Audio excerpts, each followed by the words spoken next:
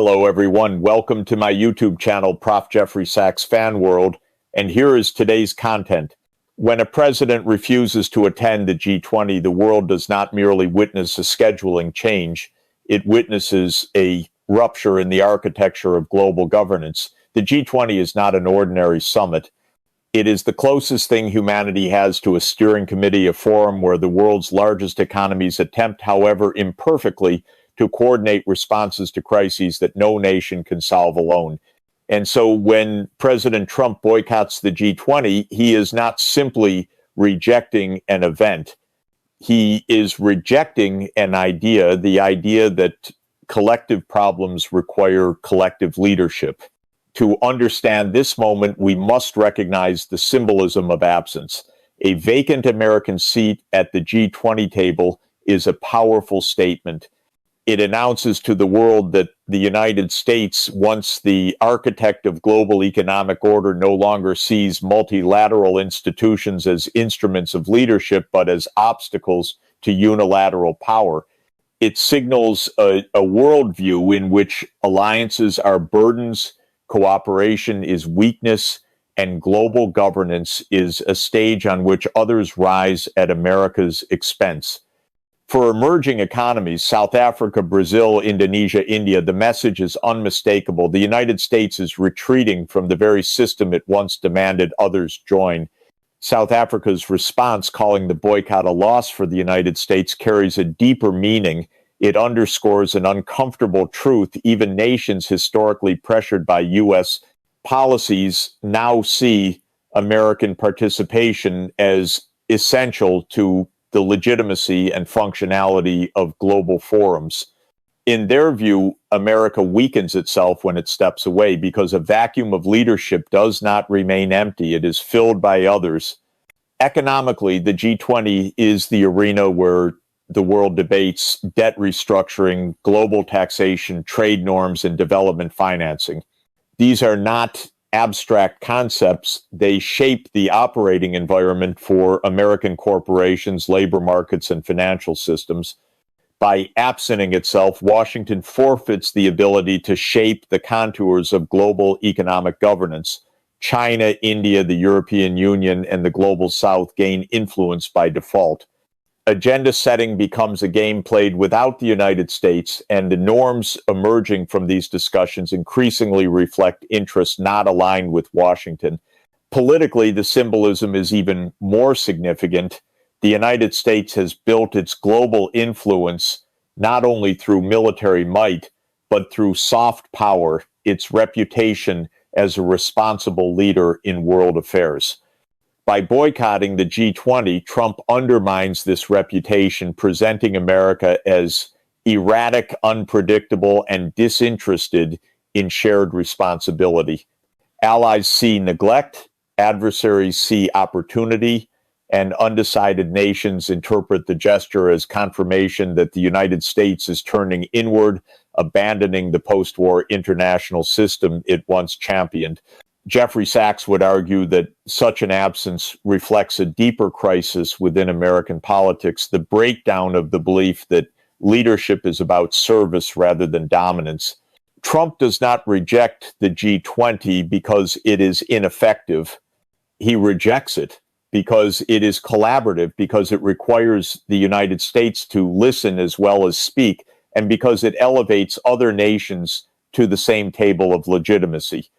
This is a philosophical rupture, a rejection of the concept of shared stewardship in favor of a world divided between winners and losers.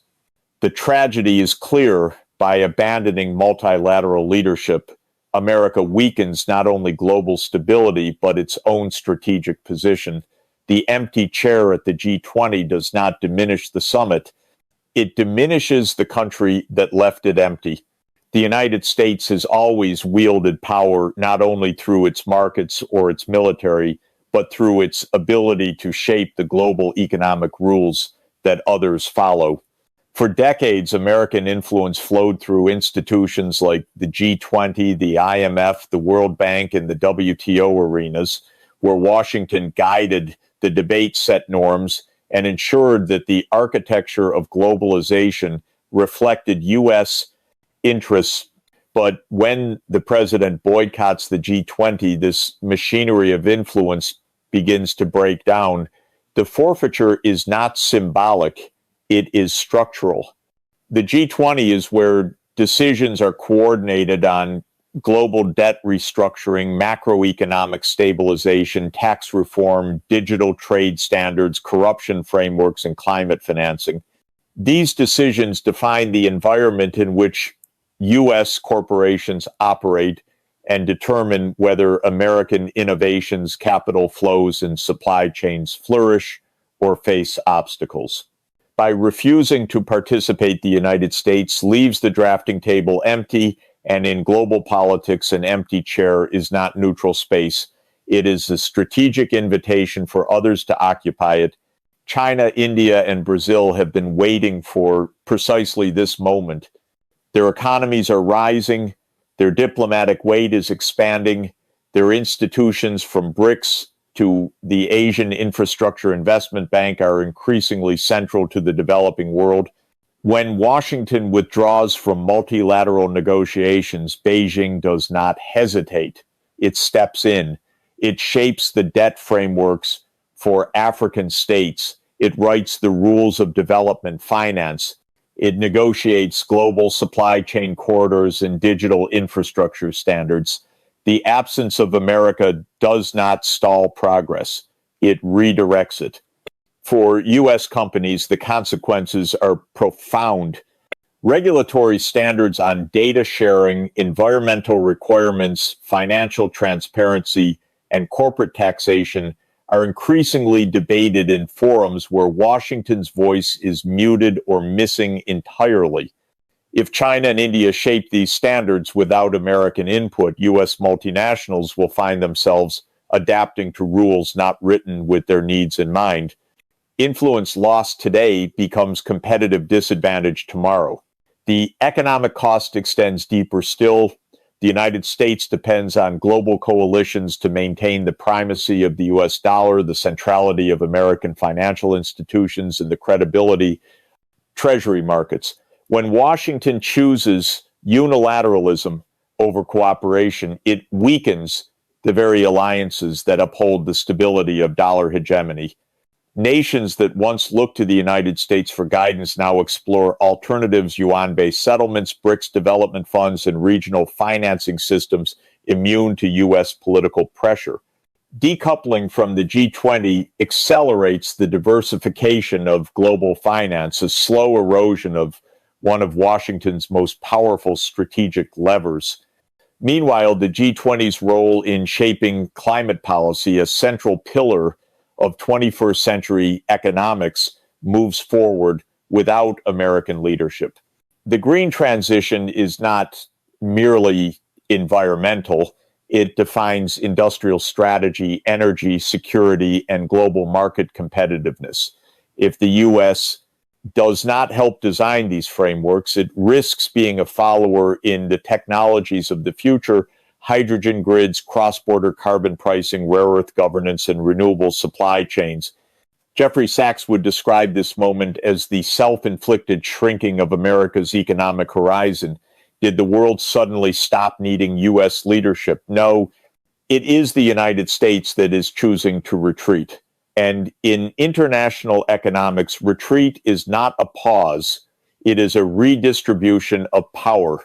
When America steps back, others do not wait. They step forward, and the vacuum left behind becomes the blueprint of a new global order, one that will not automatically reflect American interests. The power of the United States has never rested solely on its wealth or its military arsenal.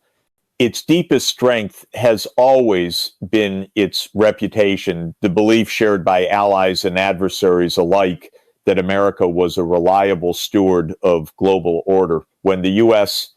president boycotts a G20 summit, he sends a message far louder than any speech that the United States no longer feels responsible for the system it once built. And in geopolitics, nothing erodes soft power faster than the perception of indifference. Soft power is not measured in aircraft carriers, but in trust, the confidence that a nation will show up, engage, negotiate, compromise, and lead. For decades, U.S. leadership at multilateral forums symbolized a commitment to dialogue, even with rivals. The world understood that when Washington sat at the table, it shaped outcomes that, while imperfect, ensured stability. Trump's absence from the G20 disrupts this historical role. It creates an image of America not as a leader, but as a disengaged hegemon, powerful, yes, but unpredictable and unwilling to share responsibility. For U.S. allies in Europe and Asia, the boycott intensifies a long-simmering anxiety. It raises the unsettling question: can the United States still be counted on? If America will not attend the G20, what assurance does Germany have that it will cooperate on climate commitments? What confidence can Japan place in U.S. economic diplomacy in Asia? What message does it send to South Korea or Canada when the most important economic forum of the year is treated as optional? The damage is not only to allies, but to the broader perception of American purpose. Emerging economies, South Africa, Indonesia, Brazil, view U.S. absence as confirmation that Washington only engages when it can dominate the narrative. When difficulties arise, the U.S. retreats. When its influence is challenged, it withdraws. This perception pushes many global South nations closer to China, which, for all its flaws, consistently shows up and offers infrastructure, financing, and political attention. Sachs would argue that Trump's absence contributes to a moral vacuum in global governance. The world does not only look to America for power, it looks to America for principles. The U.S. once used its soft power to promote norms, transparency, accountability, cooperation, debt relief, poverty reduction. When the president boycotts the G20, he diminishes the moral authority that underpins these efforts. The U.S. appears less like a benevolent steward and more like a self-interested actor defined by grievance and isolation. This erosion of soft power has cascading consequences. Climate negotiations lose momentum because the world's second largest emitter sends no political signal of engagement. Debt relief programs lose credibility when the nation with the world's most influential financial system refuses to participate in reform. Anti-corruption frameworks stall when the U.S., once their champion, declines to lead. The absence multiplies across sectors, feeding a narrative that global problems must be solved without Washington. China, meanwhile, understands the symbolic power of presence. When Xi Jinping attends or dispatches high-level representation, Beijing sends a clear message: China is ready to lead where the United States retreats. That contrast alone shifts a global perception, especially in Africa, the Middle East, Latin America, and Southeast Asia. In Sachs's view, soft power decays not from a single decision, but from a pattern: the repeated refusal to participate in global solutions. Trump's boycott is one more crack in the facade of American reliability. A nation cannot inspire trust if it refuses to be present, and once trust erodes, influence follows. The most profound strategic cost of Trump's G20 boycott is not felt in Europe or the United States itself. It is felt in the global South, the vast arc of nations across Africa, Latin America, the Middle East, and South Asia that now define the frontier of global economic and geopolitical influence. For decades, Washington assumed these countries would remain by default within America's orbit. That assumption is dissolving, and Trump's absence from the G20 accelerates the shift. The G20 is one of the few multilateral spaces where the global South sits alongside the rich world as an equal. Indonesia, India, Brazil, South Africa, Turkey, Saudi Arabia, and Argentina exercise real agenda-setting power. When the U.S. president chooses not to participate, he sends a clear message: These voices do not matter enough for America to engage. That perception is not forgotten. It is stored. It shapes alliances. China, by contrast, treats the global south not as peripheral, but as central. It invests in their infrastructure, buys their commodities, builds their ports, and negotiates with their governments as strategic partners. Beijing's Belt and Road Initiative, its development banks, and its growing diplomatic presence all communicate a simple but powerful message. China listens, China invests, China shows up.